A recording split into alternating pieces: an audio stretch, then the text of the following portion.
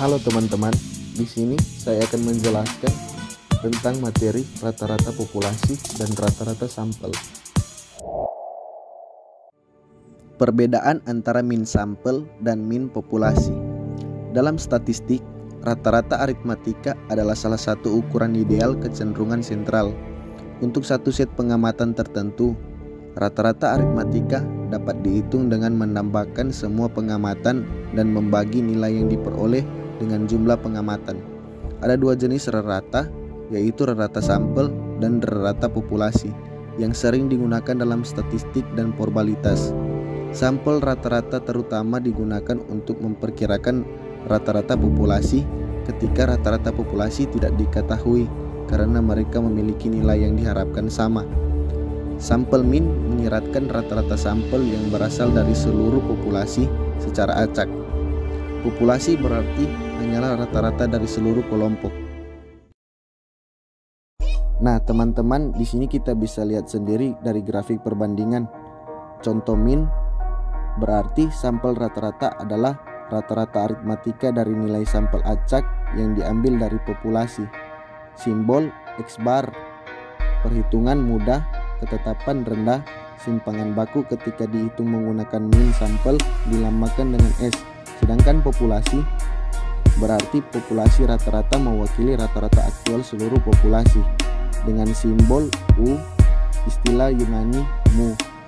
Perhitungan sulit, ketetapan tinggi. Simpangan baku ketika dihitung menggunakan min populasi dilambangkan dengan sigma. Definisi min sampel dan definisi populasi. Definisi min sampel adalah rata-rata yang dihitung dari sekelompok variabel acak yang diambil dari populasi. Ini dianggap sebagai penaksir rata-rata populasi yang efisien dan tidak biasa, yang berarti bahwa nilai yang paling diharapkan untuk statistik sampel adalah statistik populasi, terlepas dari kesalahan pengambilan sampel. Sedangkan definisi populasi dalam statistik, rata-rata populasi didefinisikan sebagai rata-rata dari semua elemen dalam populasi.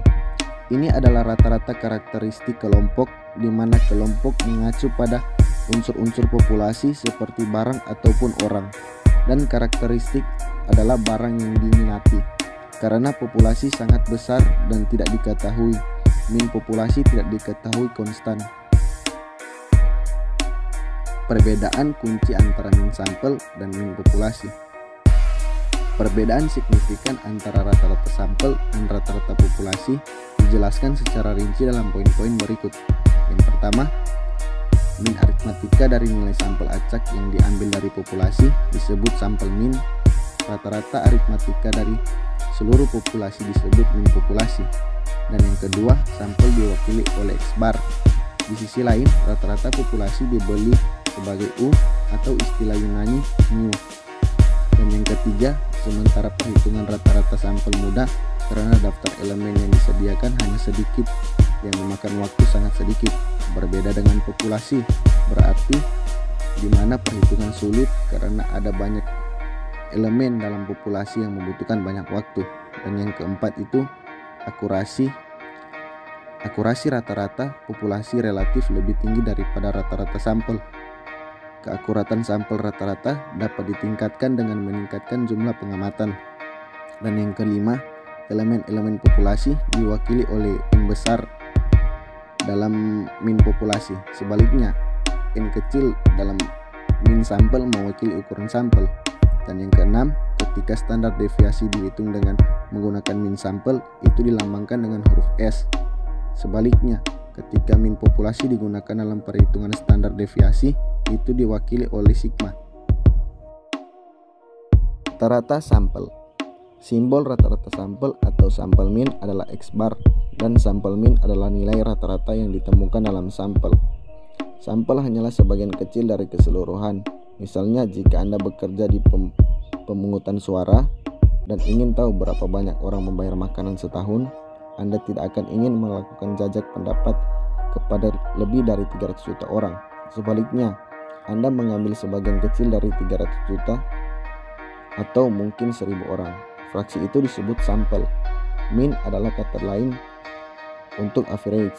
Jadi dalam contoh ini min sampel akan menjadi jumlah rata-rata orang-orang 1000 membayar makanan setahun.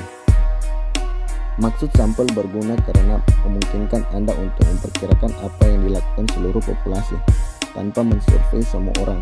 Katakanlah contoh sampel Anda untuk contoh makanan adalah $2.400 per tahun.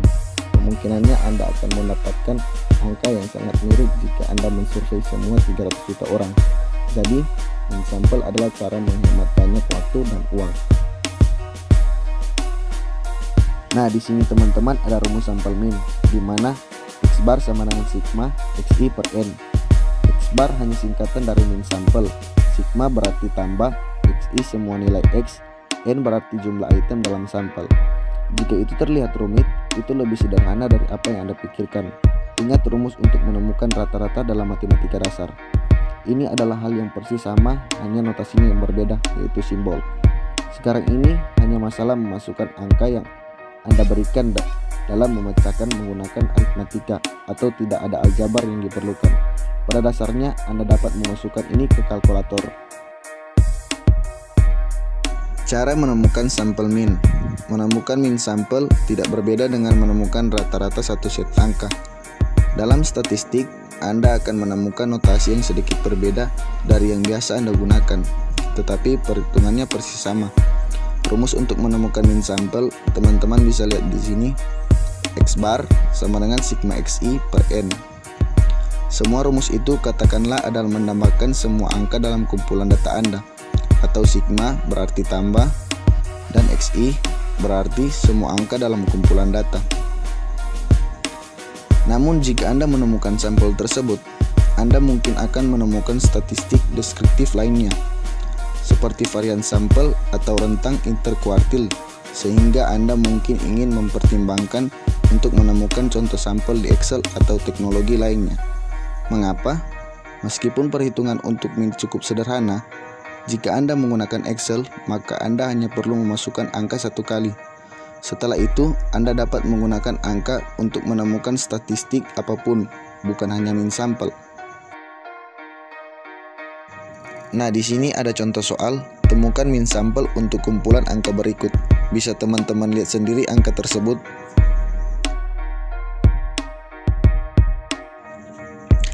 Langkah 1, tambahkan semua angka.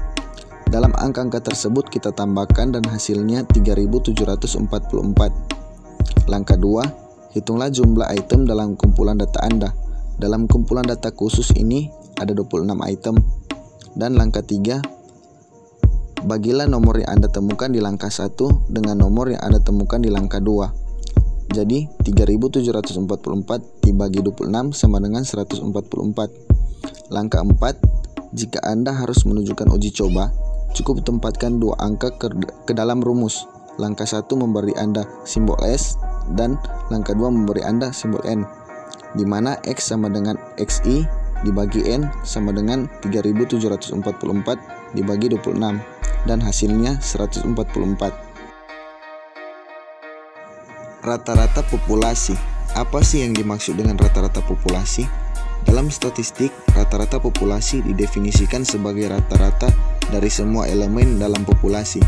Ini adalah rata-rata karakteristik kelompok, di mana kelompok mengacu pada unsur-unsur populasi seperti barang, orang, dan lain-lain. Dan karakteristik adalah barang yang diminati, karena populasi sangat besar dan tidak diketahui. Min populasi tidak diketahui konstan.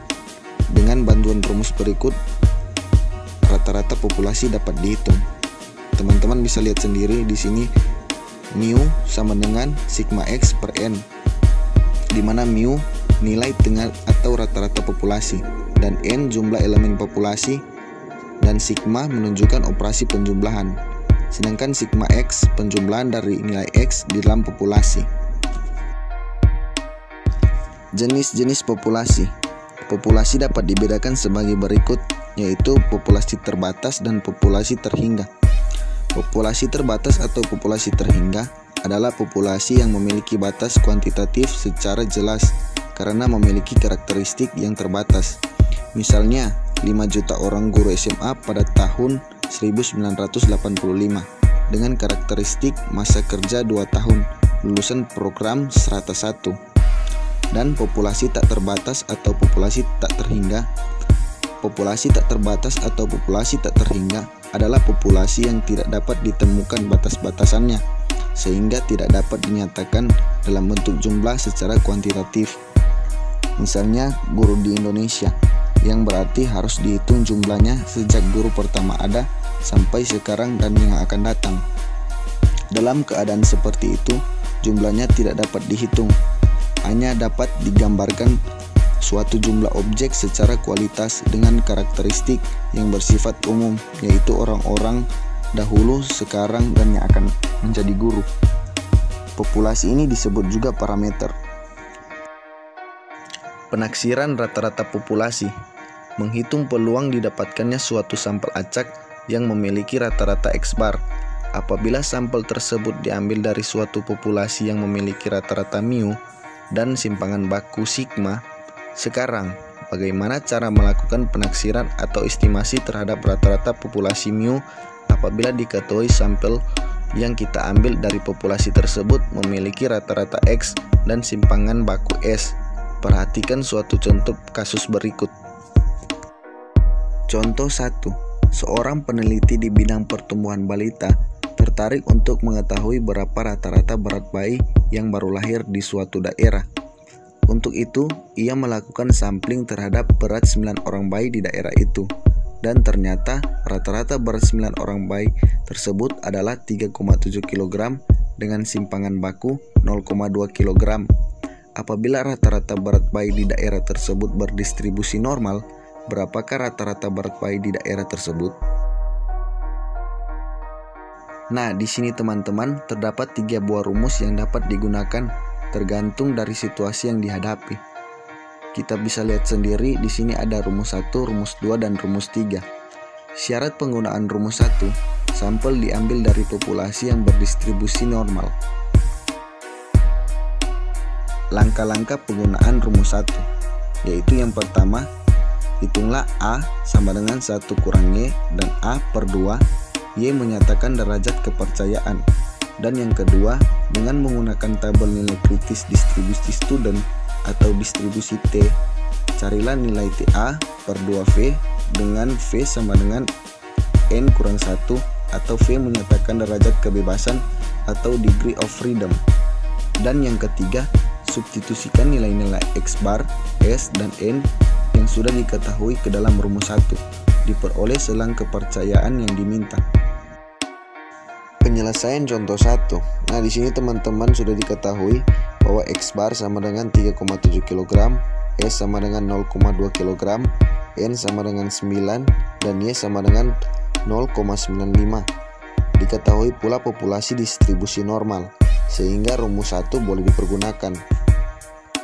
Langkah yang pertama, A sama dengan 1 kurang 0,95 dan hasilnya 0,05. A per 2 sama dengan 0,05 per 2 sama dengan 0,025. Langkah 2, V sama dengan 9 kurang 1 sama dengan 8. Dari tabel nilai kritis distribusi T diperoleh 2,306. Dan langkah yang ketiga, substitusikan nilai-nilai yang telah didapat di atas ke dalam rumus 1. Nah, di sini 3,7 kg kurang 2,306 kali 0,2 kg dibagi akar 9 kurang dari mu kurang dari 3,7 kg tambah 2,306 kali 0,2 kg per akar 9. Dari sini diperoleh selang kepercayaan 3,55 kg kurang dari mu kurang dari 3,85 kg. Jadi teman-teman, kita 95% yakin bahwa rata-rata berat bayi yang baru lahir di daerah itu berada di kisaran antara 3,55 kg dan 3,85 kg.